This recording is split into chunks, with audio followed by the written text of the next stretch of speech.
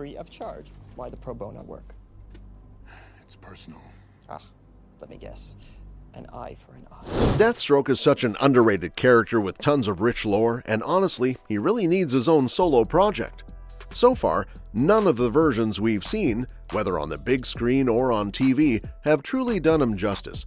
He's got the potential to be a standout figure in the DC universe, but it feels like every adaptation has only given us a glimpse of what he could be. In Lois and Clark, we got a super loose version of the character named Earl Gregg, an assassin with unstable magnetic powers. Then, Smallville gave us Slade Wilson as a corrupt general with a healing factor thanks to Darkseid. He had some interesting moments, but still wasn't quite the Deathstroke fans know from the comics. Arrow probably gave him the most attention, introducing multiple versions of the character. Manu Bennett's Slade Wilson had a strong presence. His transformation after being injected with Mirakuru was wild, but even that version didn't fully explore Deathstroke's depth. Later, his sons Grant and Joe took up the mantle, and even John Diggle Jr. wore the name in a future timeline, but none of those storylines really hit the mark either. Titans brought in Esai Morales as Deathstroke, and while he looked the part and had a dark backstory with the Titans, it still felt like something was missing. And then there's Joe Manganiello's DCEU version. He barely got screen time in Justice League, and even though a solo film was planned, it got scrapped before it could happen. Back in September 2024, word got out that a new movie featuring both Deathstroke and Bane was in the works. It's supposed to be part of the new DC universe, so it could be a big deal if it actually moves forward. Joe Manganiello isn't coming back as Deathstroke, which means there's a chance for someone new to take over the role. If it's just a standalone film, DC could finally give fans what they've been asking for and cast Stephen Lang from Avatar. He's been a popular fan pick for years. But if this movie is meant to kick off Deathstroke's presence in the new DCU, they'll probably want someone younger. Actors like Nikolai Coster-Waldau from Game of Thrones, Andrew Lincoln from The Walking Dead, or Timothy Olyphant from The Mandalorian would all be awesome choices. At a recent red carpet event for Venom 3, ET Online asked Tom Hardy about the upcoming Bane Deathstroke movie that DC Studios is working on. When asked if he'd be up for playing Bane again, Hardy was all for it, saying, "Oh hell yeah, I'd love to." But he also admitted it might not be in the cards, adding, "I did my run, let somebody else have a go." So while he's totally game, he seems open to the idea of someone new stepping into the role. I really think DC's new Deathstroke and Bane movie is more than just a cool villain team-up. It feels like they're setting up a fresh version of the Suicide Squad for the big screen.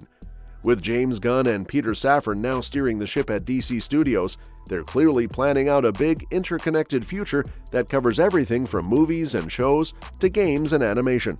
I'm actually pretty pumped about this new direction, especially with all the announced DCU projects, the surprise editions still to come, and the Elseworld stuff too. When I first heard about the Bane and Deathstroke film, I was definitely surprised. These two don't have much in common besides both being Batman bad guys, but now the more I think about it, the more convinced I am that the movie is just the beginning of something bigger. There's a good chance that Bane and Deathstroke might not even be the main focus of their own movie, and honestly, that could open up a pretty interesting direction. When the news first dropped via The Hollywood Reporter, it said the film is still in early development with Matthew Orton, one of the writers behind Captain America: Brave New World, working on the script. Then, Deadline followed up with some extra info, saying it's still not clear if Bane and Deathstroke will be the actual leads or just part of a bigger ensemble. That detail really stands out. These two aren't usually the kind of characters you build an entire movie around, at least not solo. Sure, they work great as heavy-hitting villains. Bane crushed it in The Dark Knight Rises, and Deathstroke is a major threat to teams like the Teen Titans in the comics. But having both of them as leads only makes sense if they're part of a team setup. That's why I'm leaning toward this movie being a backdoor introduction to something bigger, maybe a new team dynamic, or even the foundation for a Suicide Squad replacement. Given what Deadline suggested, it actually makes way more sense for Bane and Deathstroke to play major roles in a team movie rather than co-lead a film together. Honestly, a live-action Secret Six adaptation feels like the perfect fit. DC has a bunch of darker, morally gray teams, and the Secret Six is one of the most interesting ones. Unlike the Suicide Squad, put together by Amanda Waller, or the Creature Commandos in the new DCU, the Secret Six operates under the mysterious boss known only as Mockingbird, whose identity always stays hidden. Over the years, the team lineup has changed, but it always sticks to 6 members. Deathstroke has never actually been a full-fledged member of the Secret Six in the comics. In fact, he once shot Cheshire, who was on the Six, because she betrayed her team to Slade's own secret society of supervillains.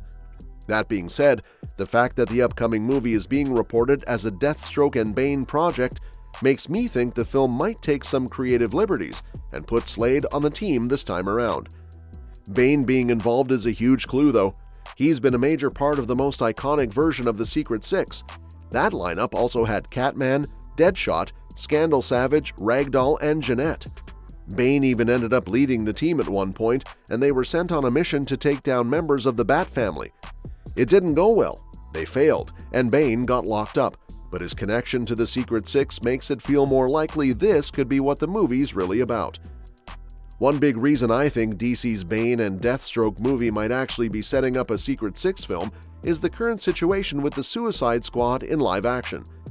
The original 2016 movie made decent money, but got slammed by critics, and honestly, I get it. It just fell flat and kinda messy. Then James Gunn came in with The Suicide Squad, which was a huge improvement. It was fun, wild, emotional, and packed with action, but it totally flopped at the box office, partly because it dropped on Max the same day it hit theaters. Even with all the good stuff Gunn brought to the table, it looks like DC isn't interested in pushing the franchise forward. James Gunn even said on the Inside of You podcast with Michael Rosenbaum that there are no plans for Suicide Squad 3. When asked, he straight up said, no. So with Suicide Squad likely done, it makes a lot of sense that DC might be looking to replace it with a fresh team, and Secret Six feels like a perfect pick for that role. DC hasn't made anything official yet when it comes to the Bane and Deathstroke movie. We still don't know if it's meant to be part of James Gunn's new DC universe, the Batman universe, since both are Batman villains, or maybe even some standalone Elseworlds thing. But if this movie really turns out to be a Secret Six story in disguise, I honestly think the DCU is the best place for it. There are 2 solid reasons for that. First off, since there's no Suicide Squad 3 coming, DC already seems to be setting up a new team to take its place. Amanda Waller's been building the Creature Commandos, more on the monster supernatural side. The Secret Six could totally step in as the grounded, supervillain-heavy squad. Second, the DCU is going all in on world building, with big ensemble casts in movies like Superman, Supergirl Woman of Tomorrow, and the upcoming Clayface film. Introducing Bane, Deathstroke, and more through a Secret Six movie would fit right into that strategy. Well, that's it for today. That's a wrap on today's breakdown. Do you think DC should make Bane and Deathstroke co-leads in a full-on villain flick, or would you rather see them as part of a darker, grittier team like the Secret Six? Drop your thoughts in the comments. I'd love to hear who you want on the lineup too. And hey, if you enjoyed this, make sure to hit that subscribe button so you don't miss any future updates on the DCU and beyond. Catch you in the next one.